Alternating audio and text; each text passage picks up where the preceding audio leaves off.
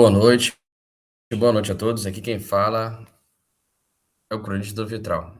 Hoje nós vamos falar com parte das atividades do nosso pequeno, mas bastante engajado Clube do Livro. Nós vamos falar sobre um conto muito interessante chamado The Tower, da autora Margarita Lasky. Eu fiz a tradução do conto, uma tradução freelancer, né? Ela pode ser encontrada no meu chat. Então, quem tiver interesse, pode procurar lá na thread correspondente, né? Como se fosse um fórum, né? Tem todas as informações lá, tanto do conto traduzido, quanto do material de apoio que foi enviado, né? Então, a proposta dessa vez é falar apenas sobre o conto, né? Usando como guia o material de apoio, que dessa vez eu não entreguei uma resposta, né? Eu acho que é melhor ficar aberto, né? Assim, a gente pode até ter desenvolver respostas, né, para as perguntas que são feitas, que na verdade são só um apoio para a gente poder se aprofundar no tema, né, do enredo, né? Mas ela fica em aberto, não existem respostas certas nem respostas erradas quando se trata de literatura.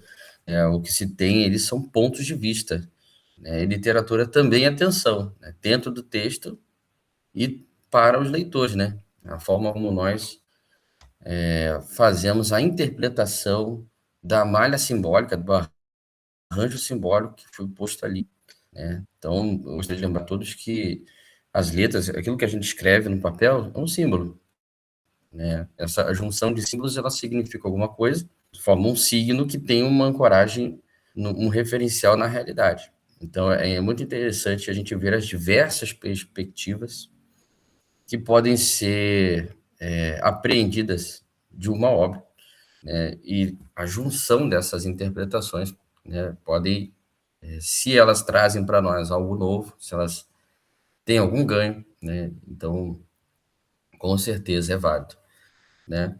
Eu vou jogar aqui no chat o link para a minha narração do conto. Então, ontem, né, eu fiz a narração dele, peguei ele, li ele novamente, né? Fiz uma edição ali bem por alto, não coloquei vinheta nem nada, que é para não atrapalhar, para só o cara ler o conto.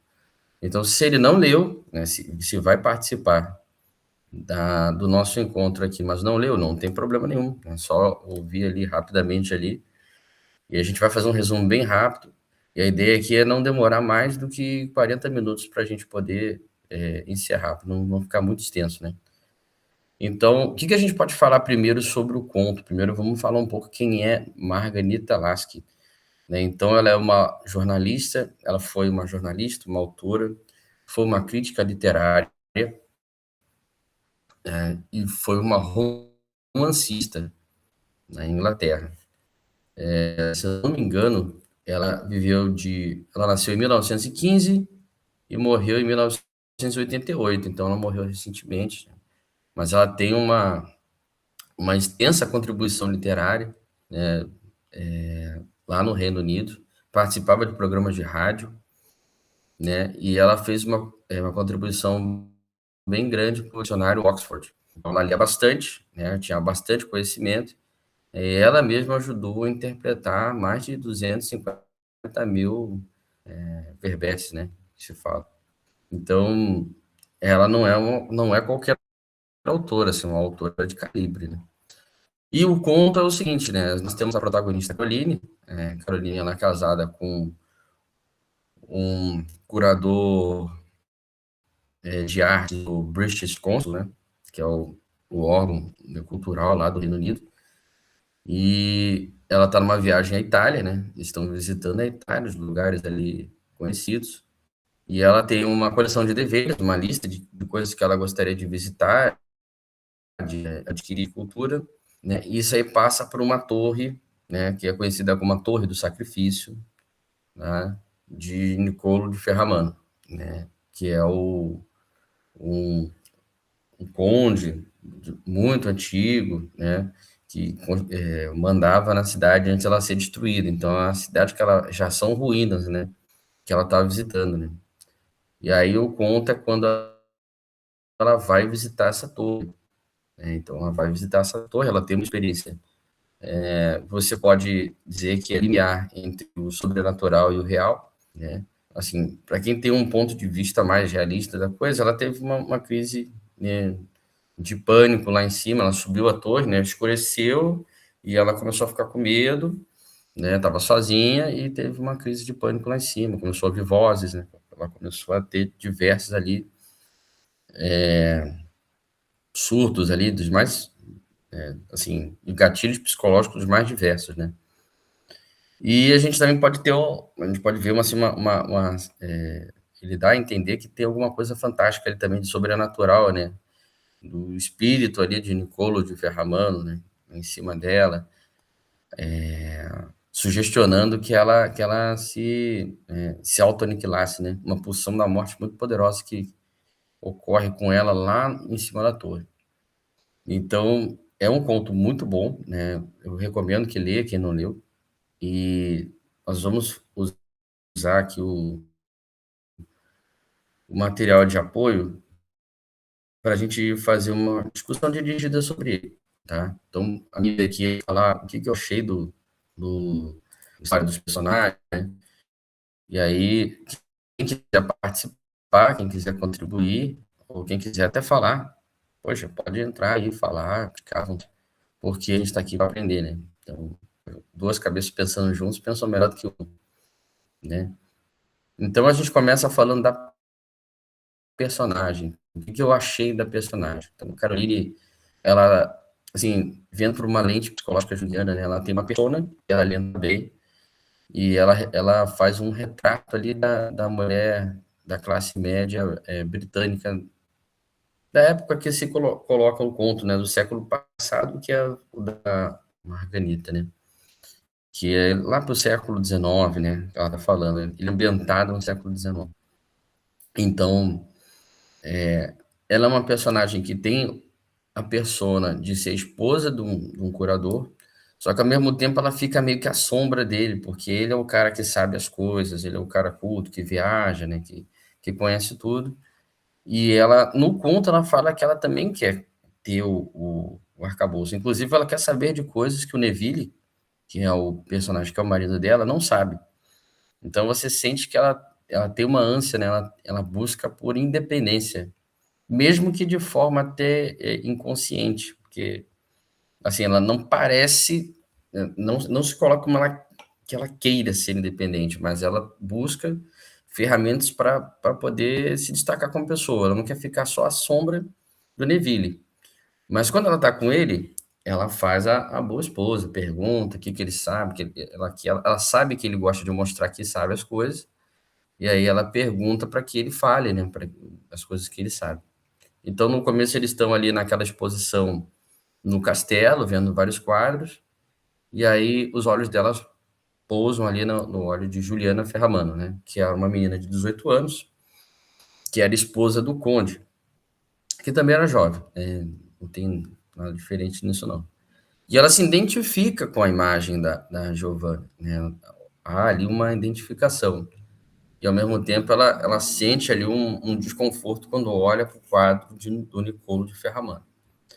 Então, assim, para responder a pergunta, eu achei a personagem muito boa, ela é muito facetada, ela tem bastante substância, ela não é uma personagem genérica, né? Não é uma sátira, não é uma crítica, ela é uma pessoa de carne e osso, né, que tem desejos e está aproveitando o momento de passeio. Então, além dela ter essa persona da esposa do curador, né, ela é uma turista e tá querendo conhecer, ela é curiosa, ela quer ter arcabouço cultural, né? Mas aí, qual que é a próxima pergunta? O Neville menciona que a Caroline ela é idêntica a Giovanna de Ferramano, tá? Uma mulher que morreu, né? E é considerada perdida ou condenada pelo, pelo conde que estava no castelo, né? Que é o onde estava fazendo a visita guiada com ele, só com ele comentou, ele não falou muito sobre a história dela, só que falou que ela estava perdida, que ela estava condenada. E a gente pode entender disso aí, né?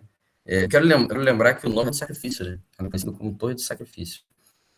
Então, essa questão dela ser parecida com a Giovanna de Ferramano gera uma ligação fatalista, né? De destino. É como se ela tivesse destinada a reviver aquilo que a Giovanna de Ferramano poderia, né? É uma possibilidade, poderia ter vivido, porque nada daquilo ali é certo, né? A gente não tem uma certeza do que aconteceu com a Giovanna. Só se sabe que ela morreu cedo, né? No dia da destruição da vila. Então, como a gente sabe que ela morreu, e depois o Neville fala que elas se parecem, a gente fica com a impressão de que existe ali um elo, talvez ou espiritual, ou um elo de, a gente pode falar, assim, numa psicologia freudiana do retorno, do recalcado, né? Que é o mesmo arquétipo, né? Ela se reconheceu na Giovanna, né? Agora, o que eu achei interessante é que ela fala que o que chamou a atenção nela, como positiva, é a visão virginal da boa esposa, né? A esposa que quer agradar o marido, a coisa toda. E é por isso que eu acho que, nesse momento, a Giovanna de Ferramano vira um duplo, né? Duplo no sentido junguiano, tá? De ser são personagens que são diferentes, mas elas se conectam pelo destino, tá? Da Caroline, né?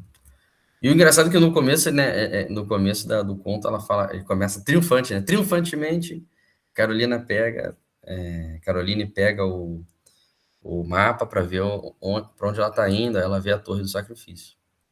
E essa foi as questões do personagem. Então nós vamos passar aqui agora para falar sobre o enredo. Tá? E a pergunta que eu elenquei foi a seguinte, né? Como a autora constrói o suspense durante a subida?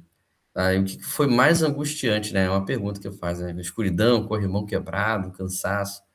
Tudo isso, na verdade, está interligado, né? O suspense, ele é construído através da privação sensorial, tá? Do isolamento. Ela entra numa torre que não tem janela, né? Então, você imagina como é que deveria ser um escuro, úmido, né? É uma torre fria,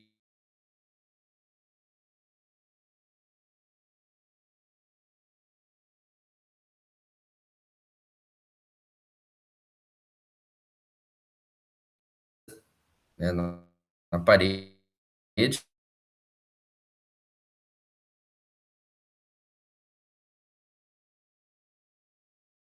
ver alguma coisa ali, mas não tem acesso, né? E ela não consegue ver o mundo lá fora. Então, assim, as possibilidades dela são curtas, são bem baixas, então ela se sente um pouco estrangulada, né? Um pouco presa dentro de uma torre em espiral, parece que ela está dando voltas, né? O mundo é pequeno para ela, talvez, né? E aí por isso que tem muita ligação da Caroline, essa questão desse conto, com a situação da mulher na época, né? Que elas estavam procurando no início do século XX, final do século XIX, por mais autonomia, por direitos, né? Se a gente pode fazer uma ligação aí com a segunda ou terceira onda ali feminista que aconteceu, né? Fatos históricos aí, né? Que aconteceram, né? A mulher em busca de sufrágio, de independência e de poder ter acesso às oportunidades que não tinha antes. Então, eu acho que existe um paralelo, né? Com certeza. Mas isso aí é só uma suposição minha, né? Vocês podem discordar, tá? Então, o corrimão, né? Ela começa com o corrimão ali, um apoio, né? Que ela pode se segurar ali para ela não desequilibrar ou para ela se sentir mais segurança. Só que, de acordo com que ela vai subindo na torre, né? E ao lá em cima ela vislumbra o céu, né, fechado ali em um círculo, como se fosse um sapo no poço. O corrimão ele vai desaparecendo, né? Ela vai ficando sem pegada, sem apoio, né? E aí ela vai ficando cada vez mais insegura, né? Vai ficando cada vez mais difícil subir os degraus. E aí o cansaço físico, né? Tem todo um peso. Subir a torre não está sendo fácil, né? Então, ela vê também lá fora que está escurecendo, o tempo está passando, então tem muito. Tá dialogando com diversas ali camadas simbólicas, né? A gente está vendo o tempo passar, né? A torre está escurecendo, o caminho é longo, uma torre de 470 graus, muito, muito alto, né? É um esforço enorme que tem que ser feito para poder subir cada degrau, né? Assim, se vocês quiserem pensar assim, poxa, talvez a Caroline seja um autorretrato da Margarita Lasky. Pode ser, sim, pode ser, que seja assim uma visão dela, da caminhada dela, desde quando era nova, né, cheia de esperança, e aí o Neville pode até, né, se encarnar uma figura paterna, né, ao invés de ser o marido, uma figura paterna, até a vida real, que é uma torre negra que ela tem que estar subindo e sem apoio, né? E aí a outra pergunta é, o que que você achou da construção da tensão de suspense, né? O que que eu achei? Cara, essa questão dela estar contando o degrau foi muito maneira, né? Ela vai contando os degraus, a gente sabe que tem 470 degraus na torre, e aí quando ela sobe, tá certinho, 470, é isso que ela precisa para subir. Mas agora, para descer, o buraco é mais embaixo, né? Ela começa a contar mais degraus. No final do conto, ela conta o degrau 504, ou seja, o buraco é mais embaixo, né? É mais difícil você descer, fazer essa descida da torre, e aí você pode interpretar de diversas formas essa descida da torre, pode ser uma jornada interior, pode ser uma jornada para encontrar a sombra, pode ser uma catábase, né? Esse conto, ele passa muito pelo limiar da realidade e do sobrenatural, né? Então você também pode ver isso como uma armadilha espiritual, né? Ela caiu numa armadilha no mundo do fantasma, ali onde ela não consegue sair, né? E tudo isso sinaliza que a Carolina não está numa situação comum, né? Ela está passando por uma situação talvez até sobrenatural, né? E aí agora nós passamos sobre impressões, né? Impressões sobre a leitura. E aí eu coloquei duas perguntas, né? O tema do conto diz sobre situações onde a curiosidade nos leva a lugares perigosos, né? E de que maneiras o estilo de escrita e a abordagem narrativa do autor contribuem para o impacto, né, do clímax. Então, a primeira... Opa, boa noite, História de Liberdade. Eu já comecei, estou falando um pouco aqui sobre o conto, tá? Eu não vou votar não, tá, cara? Se você quiser ver a parte ali do personagem e do enredo, vai ficar gravado, depois eu só assistir ali, né? Eu falei um pouquinho também sobre a Margarita Lasky, tá? Sobre a biografia dela, né? Foi uma escritora muito boa. Eu vou colocar aqui, ó,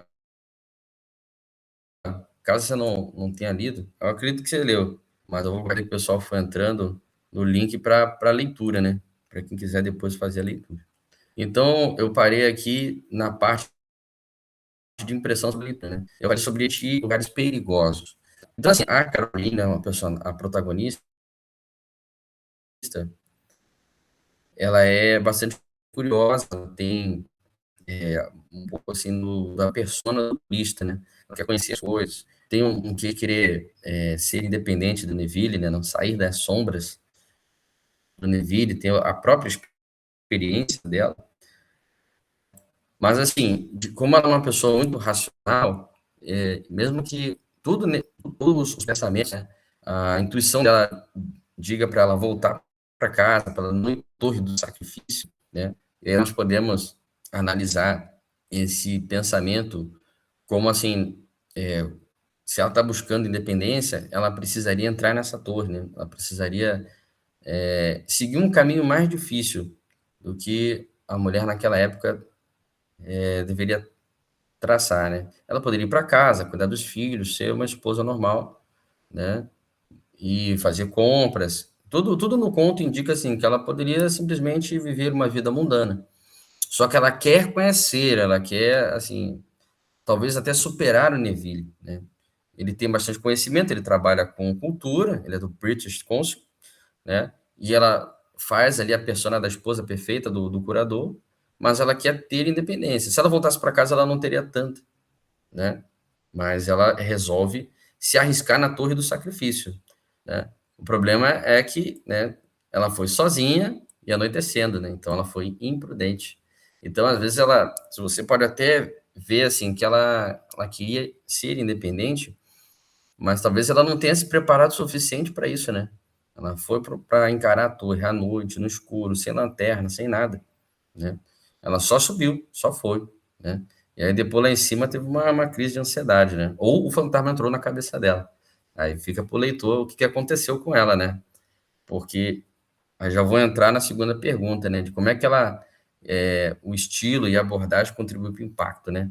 O final ele é ambíguo. A gente não sabe bem o que aconteceu, se ela teve só uma crise de pânico, ou se era o fantasma do Nicole falando, soprando no ouvido dela para ela se jogar da torre, né? Por isso que é o gênero de terror. Ela entra num suspense, num drama, né? Talvez até ela quase perde o contato com a realidade, né? Que ela começa a contar os degraus de forma obsessiva, né? E aí ela obriga o leitor também a contar, né? E aí cada descida, né, é mais difícil que a outra, né? Quando ela chega no degrau 21 para o degrau 22 ali, ela praticamente começa a voltar para trás, né? É muito difícil. Tanto que eu tive a impressão, quando eu li essa parte, de que a autora estava se referindo a uma outra coisa também. Talvez assim, quando ela tinha de 21 para 22 anos, ou ela estava querendo fazer referência a alguma outra coisa, né, que foi muito difícil para ela superar, uma perda, né? Eu pesquisei e não encontrei nada, então talvez tenha sido só uma impressão minha, né? Mas a gente vê que cada degrau é muito sofrido, né, para ela passar.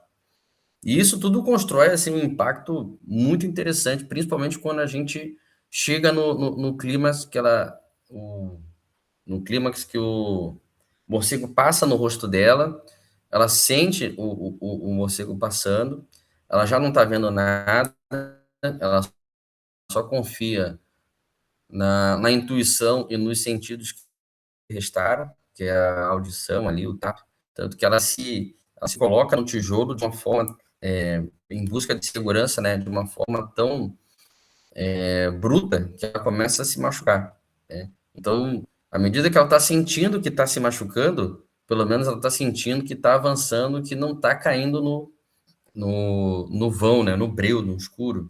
E aí, pô, cabe várias interpretações disso aí, né? Esse vão que ela está fugindo pode ser uma depressão, pode ser de ter que encarar uma realidade que ela não é capaz de se manter no topo da torre, né?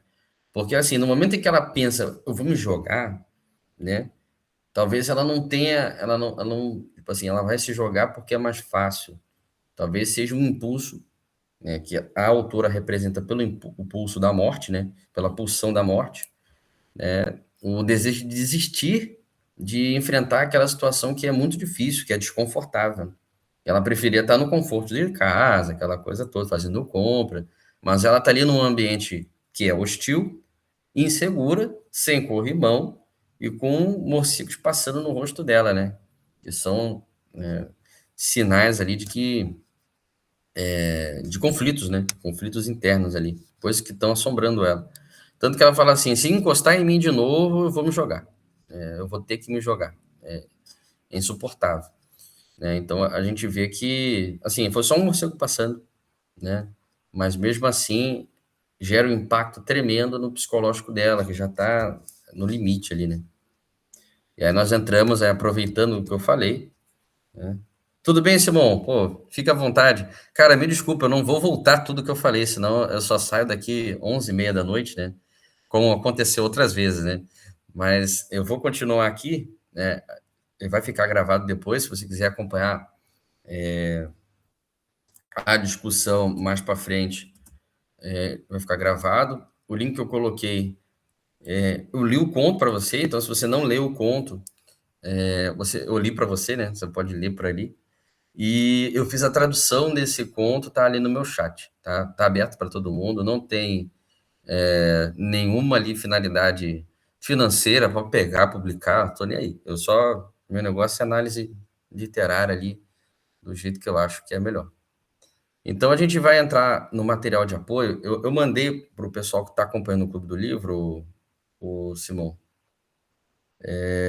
sobre o conto A Torre, de Margarita Lasky, né? E aí tem um material de apoio que eu montei, que são algumas perguntas que ajudam aí a gente a fazer uma análise da obra, né? Bem por alto ali, nada muito elucubrado, não. É só uma conversa entre leitores, né? Para a gente poder trocar figurinha. Então, fica à vontade aí para fazer contribuições, se você quiser, tá bom? Até entrar também, não tem problema nenhum. Só que, só aviso, né, que essa live, ela tá ligada ao meu YouTube, que tem 2 seguidores só. Então, pode ser que caia lá, né? E é muito interessante até isso aí, porque o Substack, ele manda toda a live e manda alguns shorts, né? E aí, um desses shorts hitou no outro análise que eu estava falando de uma coisa que não tinha nada a ver com a análise, né? Mas sigamos. Se não quiser aparecer por algum motivo, pode ficar aí e pode fazer a contribuição que a gente vai ouvir, tá bom? Mas a gente está aqui no meio e a gente parou no tópico, na toca do coelho. Então, tem duas perguntas nesse tópico aqui que é interessante a gente abordar. Então, a primeira pergunta, o Neville diz que é a mulher do antigo quadro, Giovanna de Ferramano, que é a Virgem, né? É a imagem da Virgem, que é a mulher do Niccolo de Ferramano, que é, em tese, um fantasma, que ela é idêntica a Caroline, né? O que essa semelhança sugere, né? E por que isso pode ter levado a Caroline a querer entrar na torre de uma forma até um pouco obsessiva? Então, assim, se a gente vê de uma forma psicanalítica a coisa, a torre, ela pode simbolizar o inconsciente da própria Caroline, né? Porque ela gosta da imagem da boa esposa virginal, aquela coisa toda no quarto da Giovanna de Ferramano, e tem medo da imagem ali pálida e sombria do Niccolo de Ferramano, que pode representar também a opção da morte, né? O medo da morte, ou o temor do pai, né? Se a gente for ver por um lado freudiano, né? E tem desejo reprimido, né? Porque ela crê que se ela for naquela torre, ela vai saber de coisas que o Neville, que é o marido dela, que é o curador do British Council, não sabe. Então ela não consegue parar, ela sente uma compulsão de ir para lá, né, de uma forma como se parecesse que a Giovanna de Ferramano, né, fosse uma sombra, fosse uma reencarnação dela. Porque na história, essa torre foi a única coisa que sobrou da vila que foi destruída. E a Giovanna de Ferramano, todo mundo morreu quando a vila foi destruída, né? Ela não diz como foi, se foi em guerra, se foi um evento sobrenatural, mas ela morre lá, né? E ela sente, assim, empatia pela moça. E aí ela vai para a torre, que é chamada Torre do Sacrifício, né? Bastante sugestivo, né? E aí eu acho que ela tem essa compulsão porque ela se vê na Giovanna de Ferramana, né? Ela se vê como uma boa esposa, mas presa. E aí o conde que está fazendo de guia da visitação para o Neville, antes dela ir, ele disse que era uma menina que estava perdida e uma menina que estava condenada, né? Então, talvez a Caroline, de forma inconsciente, também ela se veja como uma pessoa perdida e até condenada. Por isso que quando ela sobe a torre, ela meio que fica insegura, ela perde ela se desorienta, né? Ela fica desorientada lá no alto, e aí para descer ela não consegue descer direito, né? Ela fica com muito medo de descer, né? E aí essa descida pode ser descida ao inconsciente dela. Por isso que eu acho que a torre, que é aberta e é toda fechada, toda escura, representa o inconsciente dela, né? É o medo que ela tem de descer. Subir é fácil, descer é muito mais difícil. Pode ser também, pode ser o ego, um ego destruído, né? Como se fosse submetido, né? Como se fosse submisso ali à grande torre, que pode, assim, em algumas leituras complementares, algumas críticas colocaram como se fosse uma imagem fálica, né? A torre é a imagem fálica do cara que está controlando ela ali, né? Que é o marido dela, que manda, que diz que se o plano dela de turismo é bom ou se não é bom, né? Isso, exatamente. Só que na subida ela já sente dificuldade, né? Principalmente quando ela perde a referência do corrimão. E aí o corrimão é um pouco a orientação, que no começo ela tem apoio, ela vai se apoiando no corrimão. Quando o corrimão começa a faltar, ela começa a se sentir desconfortável, ela começa a buscar apoios em outros lugares, ela começa a ter medo de chegar próxima ali do poço, né? Que a própria autora usa essa palavra poço, né? Porque a torre, a princípio, ela está aberta, né? E aí a gente pode até trazer a imagem ali, a figura do tarô, né? Da torre, que significa catástrofe, do tarô mesmo, né? A torre, né?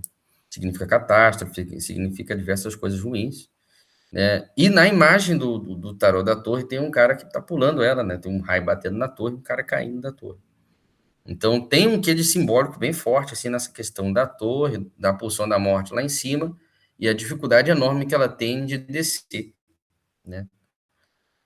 E depois a segunda pergunta é a Carolina ouve uma voz urgente dentro de si, para ela voltar no começo e depois essa voz ela manda ela se jogar da torre quando ela chega lá em cima, né?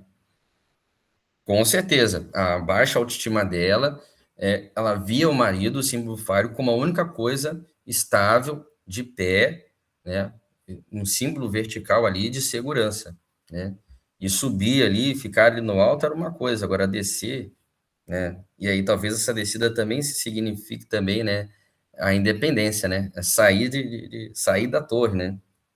É muito difícil, né? Uma vez que ela tá lá em cima. Talvez seja por isso que ela pense que é mais fácil se jogar, né? Tipo assim, morrer do que ela com a própria força de vontade dela fazer a descida dessa torre. E aí nós passamos para um tópico chamado imaginário, tá? E aí talvez eu volte um pouquinho aqui, mas é porque é importante esse símbolo da torre dentro do conto, porque primeiro porque o conto se chama torre, né? Então seria incongruente a gente não estar tratando o símbolo da torre. E porque há outros arranjos simbólicos que são importantes de ser analisados. Então, a torre ela é um espaço vertical fechado, tá? Na pergunta eu coloquei que, na sua opinião, o que significa esse símbolo da torre? Então, ele é um espaço vertical fechado que anula a visão, tá, do mundo, a visão horizontal do mundo. Então, ela tem um horizonte de possibilidades fechado, né? As janelas são posicionadas de forma que ela não possa ver o exterior, então ela vislumbra ali as possibilidades, mas ela não alcança. Isso aí pode ser um pouco também biográfico da autora, né? Porque a autora, assim, ela fez muita coisa. Ela foi crítica, ela foi radialista, ela foi jornalista, ela teve envolvida em diversos, assim, conteúdos de mídia importantes no Reino Unido. Mas talvez essa escalada dela no começo tenha sido muito difícil, né? Ela via as oportunidades e não conseguia chegar nelas, né? Então, é uma jornada solitária e dentro da torre fechada e escura, ela se sente prisioneira, né? Principalmente na hora de descer, na hora de se libertar da torre, de sair da torre, é muito difícil para ela. E aí outra pergunta, né? A gente fala sobre o impulso de se jogar da plataforma. Nós já tratamos, né? Basicamente ali, que é descer de outra maneira, que seria o impulso da morte. Ela chega lá em cima, ela fica com medo de descer, e aí a voz fica ali falando no ouvido dela que se ela se jogasse, né, se matasse, seria melhor, seria mais fácil, né, de descer da torre ou se libertar da torre, né? E aí é tão difícil essa descida de degrau para degrau que o tempo e o espaço eles se deformam, né? A torre ela tem 470 degraus, é bem alto, ela subiu. E no momento que ela desce, tem mais degraus do que 470, né? Ela vai contando 503, 504, ou seja, é muito mais difícil ela sair da torre, descer da torre, do que estando lá em cima, né? Por isso que ela sente que seria mais fácil pular, né? Eu acho que tem muito, assim, a dificuldade de você ser independente de verdade, você sair da de alguém, né? Às vezes, quando você é muito dependente, eu tenho certeza que algumas pessoas têm parentes que são dependentes, né? Às vezes, um pai, um avô. Eu tenho na família, né? E é muito difícil para essa pessoa ser independente. Isso aí não é exclusivo da mulher. Talvez o conto tenha sido escrito num contexto ali de busca de liberdade feminina. Mas é uma coisa humana isso aí. A gente buscar independência não é fácil.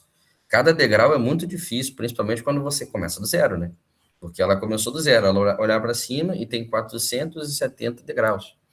Talvez algumas pessoas comecem lá no degrau 300, né? Ou degrau 400, mas ela começou do zero, começou lá de baixo e sentiu cada movimento. E na hora de descer, de atingir realmente a independência, tipo assim, ó, concluir. né? Coloquei na lista de deveres, concluí. Realmente, eu conquistei ali, saí da torre. Foi muito difícil, né? Então, prosseguimos aí, estamos já chegando na terceira parte, né? Que é a forma da linguagem do conto. Então, assim, o texto, ele repete a contagem dos degraus o tempo todo, né? A gente fica ouvindo ela falando 39, 40, 41, ela vai contando degrau por degrau. Qual que é esse efeito? O que que isso gera em você, né? Para mim, eu vi, assim, que era uma coisa meio obsessiva, né? Era uma insegurança tão grande que ela tinha que contar obsessivamente o que ela estava fazendo, para sentir que tinha controle de alguma coisa, né? Então, assim, ela conta, eu tô no degrau 39, depois no 40, depois no 41. E aí a escalada vai ficando cada vez mais difícil porque ela vai perdendo os referenciais, ela vai perdendo o corrimão, ela já não está enxergando muito bem, está anoitecendo, ela já não sabe que horas são, ela já não sabe quanto falta, ela só sabe que ela está no degrau tal, 50, 60, 70. Então isso gera um efeito assim um efeito de túnel, né? Isso é interessante, porque a gente está numa torre, a gente está subindo de forma espiralada e a gente está tendo uma visão de túnel. Ela olha para cima no conto e vê o céu fechado numa redoma, né? Como se fosse como ela está numa torre, ela vê o circulado, né? Como se estivesse dentro de um poço, como a autora mesmo falou. E aí é interessante porque na Idade Média existia a, a crença ali medieval, isso até falando com um colega, né?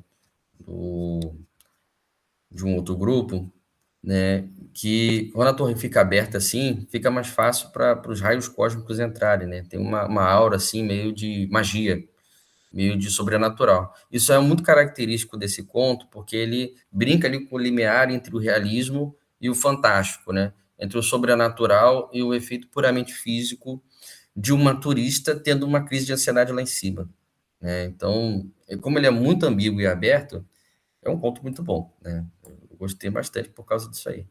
Mas a sensação que me gerou foi de perda, assim, de controle. Ela busca controle, tentando contar os passos, tentando ficar o mais próximo possível do tijolo, né? Mas mesmo assim ela tem muito medo do vão, né? No vão escuro, que pode ser uma sensação de, como eu já falei antes, né? Uma sensação de depressão, de talvez até de morte, ou de ter que encarar a sombra, né? A sombra dela, aquilo que ela não, que ela está escondendo, que ela está reprimindo, que ela não gosta nela mesma. E aí, a segunda pergunta que eu fiz é: quando o corrimão desmorona e os morcegos tocam o rosto da Caroline, na escuridão, a autora foca muito no tato e na audição, né? Por que que ela usa esses sentidos?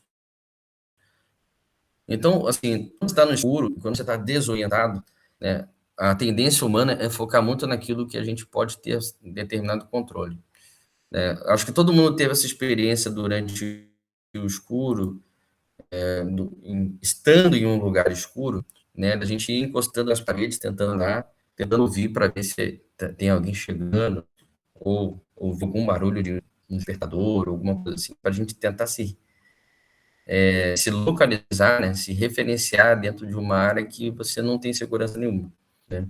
Eu acho que uma pessoa que está pioneira em alguma coisa, por exemplo, uma pessoa que vai descobrir um novo continente, ou um astronauta que vai para um outro planeta, né, assim, fazendo um paralelo, eu acho que sentir a mesma coisa, né? A gente chega no local, não tem alguém que já de frente, que fez a trilha para você seguir, é você que vai ter que fazer. Então, como você não tem uma orientação certa, então você vai buscar no tato, vai buscar na audição, ou talvez até no instinto, uma forma de você navegar nessa escuridão. É isso que ela utilizou, né?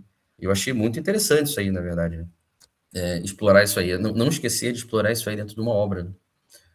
E aí nós estamos chegando na parte final, né? Que eu vou tratar um pouco do contexto sociológico do conto e uma pós-reflexão aí para a gente pensar um pouco, né? E aí depois eu abro para algumas perguntas ali, para alguma contribuição que vocês queiram fazer, tá, pessoal?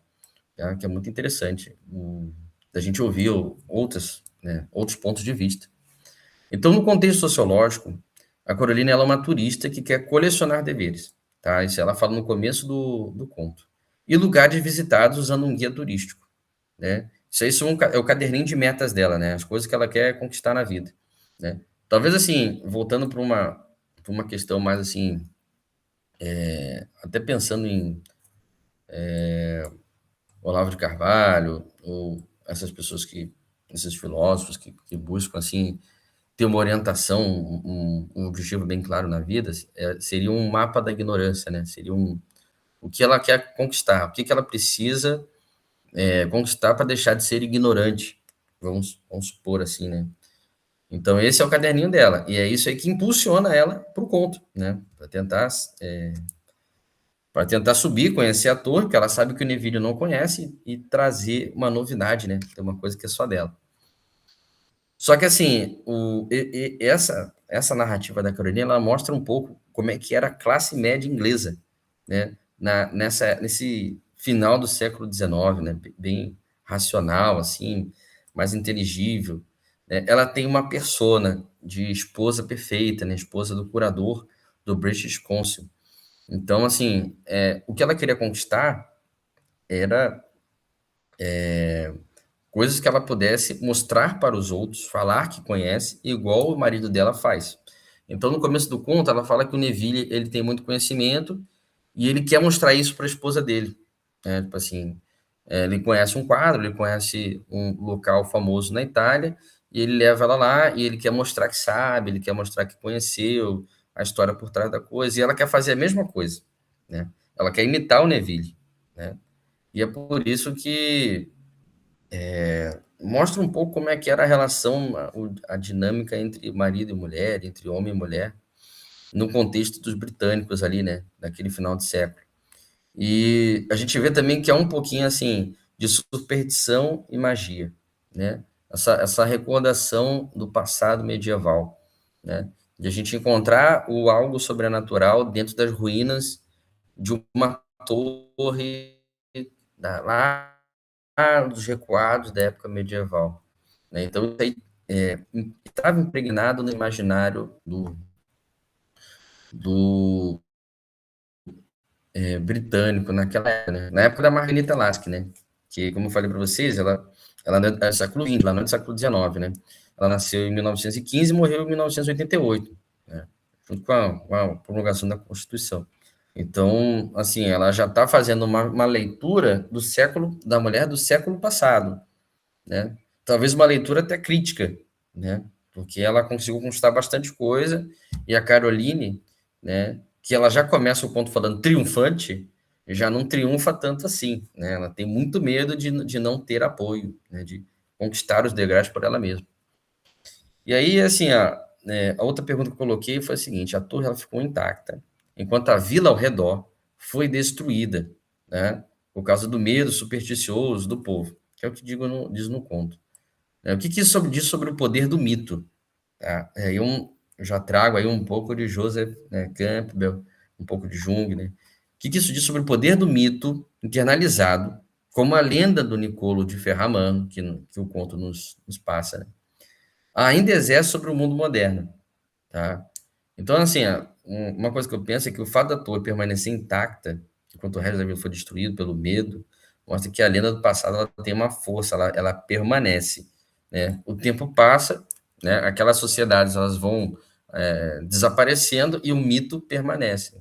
Se a gente fizer um paralelo assim com a sociedade grega, com o mito grego, a sociedade que deu origem àqueles mitos, ela já desapareceu há muito tempo. O grego de hoje não é o mesmo grego da era micênica, né? E nem o italiano hoje é o mesmo romano no auge de Roma, né? Então, essas sociedades, elas passaram, mas os mitos que foram construídos dentro dela permaneceram, né? Então, assim, a Margarita Lasky, ela coloca a torre como um mito, né? Como um símbolo que transcendeu o seu tempo, né? Uma coisa que pode nos ensinar alguma coisa, né? Eu acho que esse é o poder principal do mito, né? É assim, uma marca física de um aprendizado, de uma coisa que se eternalizou dentro da psique, né? Aí você pode, né, falar sobre mente coletiva, né, constelação, várias teorias psicológicas falando que tem existe aí como é que é, um denominador comum das sociedades, aqueles símbolos ali que são comuns para todas as sociedades. Então, fica como uma marca regional de um símbolo universal. E aí a torre, no conto da Margarita Lasky, é esse símbolo universal dentro de um contexto regional. Isso aí, sem dúvida. Aí, o que ele significa, qual é o referencial que ele tem, aí depende da interpretação do leitor com base no que o conto passa, né? Para mim, essa torre é a questão de, assim, de você se libertar da dependência. É claro que a gente fica tentado a falar assim, a dependência da mulher pelo homem, porque a protagonista é a mulher. A gente fica tentado a isso, mas eu acho que é um pouco mais do que só uma relação de uma mulher querendo independência. Eu acho que é a relação de uma pessoa que se sente presa, que se sente estrangulada dentro do seu próprio mundo, sem acesso a um horizonte de possibilidades, que deseja ter mais independência e se libertar. Só que o caminho para você atingir isso é muito difícil, né? É um caminho que ele vai ficando estreito, vai ficando escuro e você vai perdendo a orientação. Então, eu acho que esse é o poder do mito dessa torre. Mas agora, se você for ler algumas leituras complementares que tem na internet, todas em inglês, tá? Porque aqui no Brasil, por algum motivo, ninguém traduz as coisas, cara. E muito menos comenta sobre as literaturas que existem por aí, né? Então, se você lê um livro, e você começar a procurar uma resenha, uma opinião, um ponto de vista, se não for o livro do momento que bombou, que está no céu, né, que está na hashtag, você não encontra, né? Mas lá fora tem muito. Então, você pegar esse conto e falar assim, pô, leituras complementares, em inglês, tá? Do The Tower, né? Vai ter várias ali, muitas análises dos demais diversos espectros políticos, ideológicos, e das mais variadas vertências de crítica, né? Só que eu acho que o poder desse mito é uma questão de dependência, de buscar independência e de preferir ser dependente, né? Preferir se jogar da torre, né? Morrer do que ser independente, né? Eu vejo assim, né? Eu gostaria de saber qual é a opinião de vocês. E aí, para a gente fechar, pessoal, com chave de ouro, a pós-reflexão, né? Que está lá, é o último tópico do nosso material de apoio. Então, assim, o conto termina com a Caroline contando o degrau 504. Nós sabemos aí que a torre tem 470 degraus. Então, ela caiu numa armadilha sobrenatural e começou a descer ali uma torre infinita, né? Ela virou... Na hora que eu li isso aí, eu lembrei muito de um conto do H.P. Lovecraft, né? Que eu esqueci o nome agora, mas é a Torre de Zan, se eu não me engano, a Torre de Zatar, alguma coisa assim, que o cara começa a tocar a flauta e aí ele começa a sintonizar com outras, a flauta tem um poder, né? E aí ele começa a sintonizar com outras realidades, aí ele fica preso num quarto infinito, um quarto que não acaba nunca, ele começa a querer sair do quarto e não consegue sair, né? E aqui eu tive a mesma impressão, de que ela entrou na torre e ela está descendo, descendo e ela não encontra o fim, né? Ela caiu numa torre mágica, né? E aí, na sua opinião, a opinião de vocês que estão me ouvindo, ela entrou numa torre mágica, infinita, né? Sem a possibilidade do espaço ou tempo como a gente conhece, ou ela simplesmente perdeu a razão, enlouqueceu e caiu no buraco, no fosso interior, né? Se perdeu dentro dela mesmo. Assim, minha resposta para isso é simples, os dois, né? A Margarita Lasky, ela deixou o final ambíguo, aberto, de propósito. Então, isso aí cria várias camadas de possibilidades que a gente pode inferir. Você pode imaginar que ela só estava apavorada e perdeu a contagem dos degraus ali, e estava tendo uma crise de pânico por causa disso, e por causa disso ela perdeu a contagem dos degraus, embora ela tivesse né, obsessivamente contando os degraus, né, porque ela estava com muito medo de cair, né.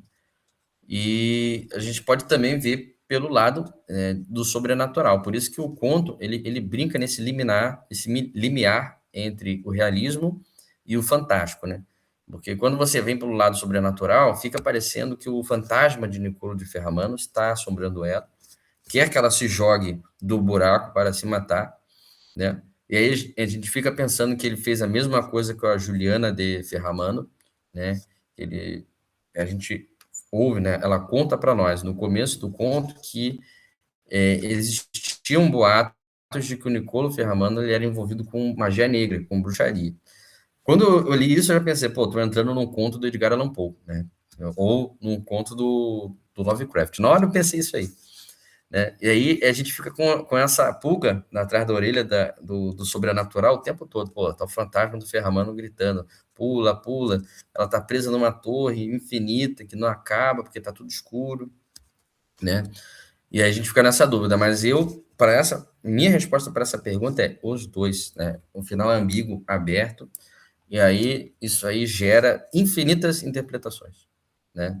Qualquer um que pegar isso aí pode interpretar de uma forma, às vezes, psicológica, às vezes ela está falando da sociedade, da época da autora, aí vai depender da área de interesse de quem está lendo, né? Ou pode ser uma catábase, no estilo Orfeu, ou Hércules no 12º trabalho, né? Pode ser diversas coisas, né? Mas é por isso que o conto é tão bom, que ele não te entrega a resposta, né? Você é que tem que interpretar, né? E aí a pergunta final, né? Como o fato do autor não contar o que acontece quando ela chega, ou se chega, né, ao chão, muda a sua experiência com a história. Você preferir que o final fosse explicado, fosse amarrado? Então, quando você termina a leitura, ele começa a falar assim, 504, 505, você fala assim, cara, ela já perdeu a noção, ela já se desorientou completamente, né? Ela ainda não conseguiu chegar na torre, embora ela não tenha desistido, né? Embora ela não saiu da torre, mas ela não desistiu, né? Então ela tem uma força de vontade ali, tá disputando o tempo todo com o fantasma, já tá se machucando porque ela se encostou no tijolo, né? Na realidade, ela já deveria ter alcançado o corrimão, porque o corrimão, depois do degrau 200, alguma coisa assim, ela vai perdendo o corrimão. E aí, quando ela tá descendo, você pensa, ela vai ficar assim até encontrar o corrimão. Só que o corrimão desapareceu, ela não tem mais o corrimão, né? E tá tudo escuro. E ela não tem nenhuma luz, ela tá confiando só na audição e no tato. E a audição e o tato, ela tá ouvindo os morcegos, o morcego gritando, o morcego passando na frente dela. Então, assim, ela tá, de certa forma, como a descrição do Conde sobre a Juliana de Ferramana, né? Perdida e condenada, né? Então, isso aí é uma mensagem final que pode ou não, porque a autora deixou aberto, pode ou não ser assim, você quer independência? Vai ser uma luta contínua que não para, difícil e sem orientação, sem uma luz ou um corrimão para ficar se apoiando, né? Chega um certo ponto que você tem que lidar com o desafio de terminar esse caminho, né? E aí sempre com esse pensamento de desistir, porque o pensamento de você pular da torre não quer dizer só pulsão da morte, né? Claro, a primeira coisa que nós pensamos é, pô, ela quer pular, quer se matar, tá sendo. O fantasma do Nicolo tá em cima dela ali, mandando ela se matar, como ele pode ter feito com a esposa. Porque ele era envolvido com bruxaria, vendeu alma pro demônio, coisa assim. Mas também tem um quê de desistir, né? Assim, você pular da torre é você desistir dela, né? Talvez você pular da torre seria a mesma coisa que você, ao invés de visitar um lugar desconhecido, sozinha, você ir para casa, né? Você dá um pulo para casa. Mas aí quando ela chega e encara o desafio, ela vê que o buraco é mais embaixo, né? Aí a gente pode brincar até, né? Na hora de subir deu certinho, mas na hora de descer o buraco era bem mais embaixo, né? Passou 30, 40 degraus, né? 30, 40 degraus, cara, imagina tu subir, descer isso e tudo, né? E ela tá descendo. O que eu achei interessante é que no começo do segundo degrau ela tem muita dificuldade de descer e ela senta no degrau e começa a descer, né? Aí eu pensei, pô, agora ela tá descendo de esquibunda, né? Achei interessante, né? Assim, a altura, né? E aí, no segundo degrau que ela tem dificuldade, e no degrau 21 para o 22 ela tem muita dificuldade. E aí, por isso que eu tenho uma tese que eu não consegui achar em lugar nenhum. Eu não li a biografia toda da autora. Eu li algumas coisas dela, né? Em alguns sites, mas não li toda. Mas eu fiquei com a impressão de que ela estava falando dela mesma, nessa subida da torre, né? A autora, ela estava fazendo uma referência a ela mesma, né? Tipo assim, a caminhada que ela teve, né? Assim, que foi fácil no começo, ela teve apoio no começo, mas depois ela teve que abrir o próprio caminho dela. E muitas vezes era muito difícil, ela queria desistir, né? Nas informações que tem na Wikipédia sobre ela, diz que ela começou a escrever quando ela teve o primeiro filho, né? Então, você já vê assim que ela começou a escrever num momento bastante conturbado da vida dela, porque bom, quem é pai sabe, né? É difícil você cuidar de uma criança. Imagina você escrever e cuidar de uma criança, né? Sendo mãe, não é fácil. Então, às vezes eu penso que essa subida e descida da torre é um pouco autobiográfico, né? Dela, assim. E ela colocou elementos de terror, que ficou muito bom. Teve uma repercussão muito positiva. A crítica gostou bastante desse conto. Ela tem romances também, tá? Se não me engano, que eu vi Victoria alguma coisa e The Little Boy, que são romances aclamados, não receberam prêmio, né? Não é uma literatura, é uma alta literatura premiada, mas é uma literatura muito boa, a crítica aceitou muito bem. E ela tem outras obras, ela tem peças de teatro, ela tem alguma atuação em programas de crítica literária e ela fez uma contribuição enorme para o dicionário de Oxford. Então, como ela era uma leitora muito voraz de tudo, ela apoiava ali o pessoal a fazer a descobrir as origens etimológicas e o significado das palavras, né? Então, foi uma mulher excepcional, que conhecia bastante, e aí, naturalmente, ela construiu um conto com multicamadas, com um arranjo simbólico enorme, né? E a gente pode utilizar, né? Eu acredito que tem um ganho quando a gente lê ele, né? A gente pode utilizar para a vida aí. Tá bom, pessoal? Então, essa foi as contribuições que eu posso dar para o conto. Depois eu vou colocar duas leituras complementares que eu achei interessantes, que não são tão enviesadas, porque as leituras desse conto no, no exterior, em inglês, ela é muito enviesada para o lado assim, feminista, né? Assim, da luta da mulher contra o homem. Só que, assim, em nenhum momento do conto há um conflito, um embate entre a Caroline e o Neville. Eles se dão bem, pô. Só que ele trabalha com curadoria e ela quer se destacar, ela quer ser, tipo assim, ela não quer se sentir menor do que ele, né? Ela quer estar no patamar dele. E aí é importante essa questão do patamar e da torre, né? Ela quer estar no mesmo nível da torre que ele, né? Só que essa jornada pela independência não é simples, né? Não só não é simples, né? Como o tempo todo a pessoa é assombrada com a culpa, com o desejo reprimido, com a vontade de desistir, com a vontade, às vezes, de se jogar de uma torre, né? Então, eu acho que é por isso que é tão necessário a leitura desse conto, né? A gente tem um ganho quando lê ele. E, infelizmente, cara, ninguém fez nenhuma tradução. Procurei, em, pelo menos eu procurei na Amazônia, em alguns lugares, não tem a venda a tradução desse conto. Esse conto você encontra só no exterior. E aí eu fiz essa tradução freelancer, que não é perfeito, eu sei ali, graças à tua ajuda, né, a história, a gente corrigiu algumas coisas ali, né, mas assim, não tem nenhum fim lucrativo isso aí não, isso aí é só para a gente poder expandir nosso horizonte, né, a gente sair da nossa torre, a torre negra que todos nós estamos aqui no país, né, poder chegar lá em cima e ver um horizonte, mesmo que esteja destruído, né? Mesmo que a vila esteja destruída, se a gente puder ver o horizonte, é o primeiro passo para a gente poder mudar as coisas. E às vezes, né, acrescentar coisas boas ali. Tá bom, pessoal? Aí eu pergunto, né, vocês dois aí que me ouviram aí, vocês querem fazer alguma contribuição, levantar algum ponto, querem entrar na live para falar alguma coisa, né? Se não tiver nada, aí nós encerramos aqui, né?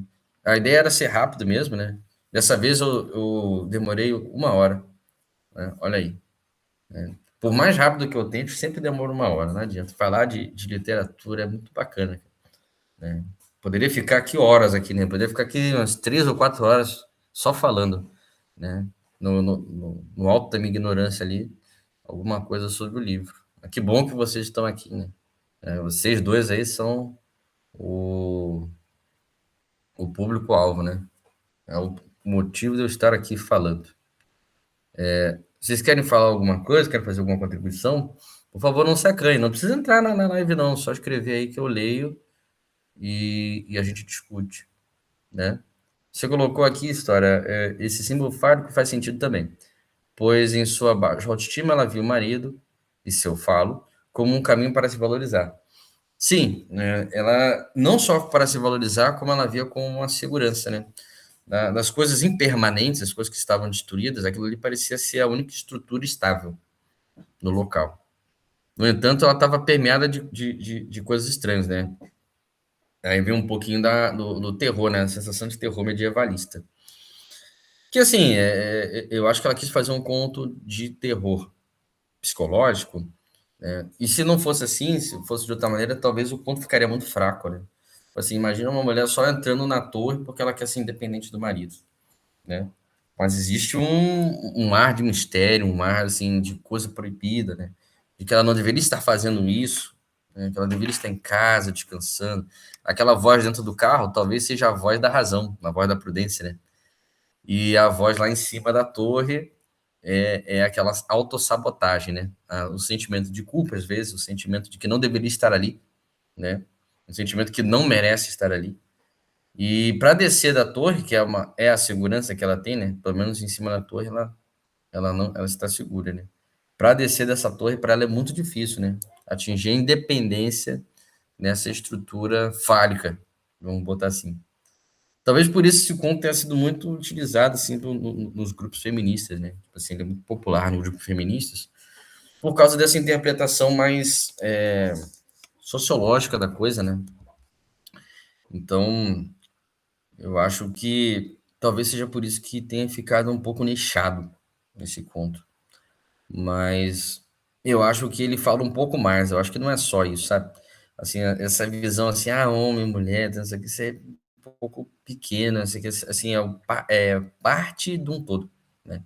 Eu acho que o que realmente é discutido ali é a questão da dependência e independência. Você estar dependente, estar numa zona de conforto, em algum local, tipo assim, na casa dos seus pais, e para você sair dessa zona de conforto, sem uma orientação, sem um, uma visão clara, um mapa de onde você tem que ir, é muito difícil, é uma luta degrau por degrau, e é uma luta contínua, que não tem final. Que quando ela alcançou a torre, ela tinha um final, né? 470 degraus, que ela tinha que passar para chegar no topo. Agora, para descer, para se libertar, para ser independente, para completar, né, fazer o okzinho lá na coleção de deveres, aí era uma luta contínua que não acaba, né? Então é isso. Simão, não sei se quer fazer alguma contribuição, se gostou, se não gostou, se tem alguma crítica aí da forma como foi conduzida ou da obra em si, não sei se você leu ou se não leu. Se quiser fazer uma contribuição, cara, tá, o espaço está aberto aí. Sei que não tem muita gente vendo, mas quem sabe, né? Quem sabe no futuro vira uma referência, né? Pelo menos é o primeiro cara que se pôs a falar sobre isso, né? Depois, pessoas muito mais gabaritadas que eu poderiam, né, enriquecer, né, a visão, né, a interpretação sobre o conto.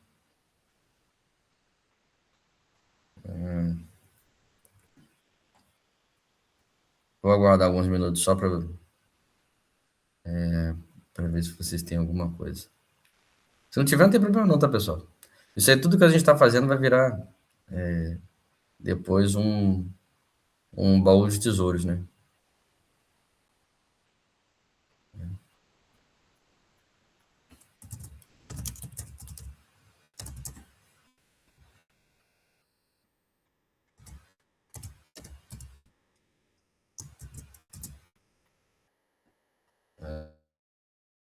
Deixa eu ver se tem mais algum.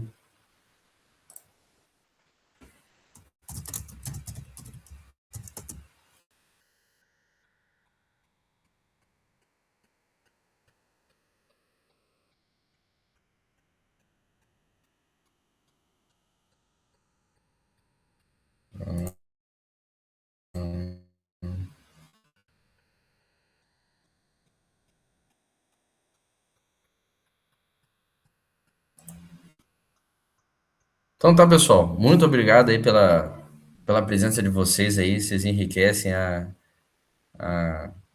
nossa experiência, né?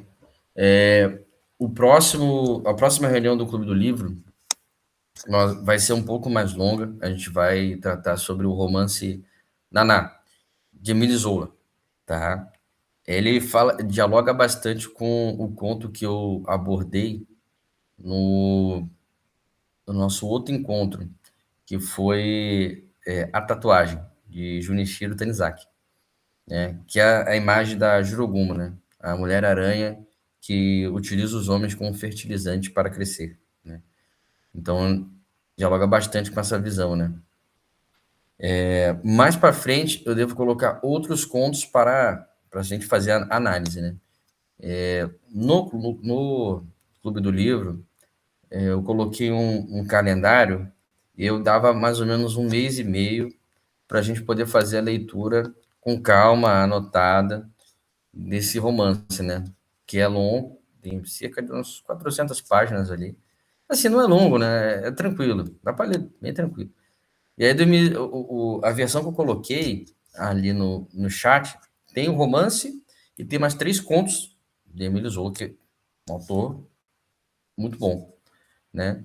Mas eu penso seriamente em colocar mais três contos para a gente analisar dentro desse espaço que a gente está lendo o romance, né? Porque às vezes a gente pode ficar muito tempo ocioso, aí isso aí não é legal, né? O cara vai esquecer. Vai esquecer que o clube existe, né? Fiquei pensando isso mais cedo. E aí é por isso que a gente pretende expandir, né? Mesmo que agora a gente não tenha muitas pessoas vendo, assim, não me importa, né? Mais para frente pode ser que apareça mais gente, né? O importante é ter o espaço. Aí, se as pessoas quiserem participar, né? Só vir. Constância é o segredo, né? Sabedoria está na constância. Tá bom, pessoal? Grande abraço a todos. Muito obrigado por terem comparecido, tá? E até a próxima live do Clube do Livro do Cronista do Vitral.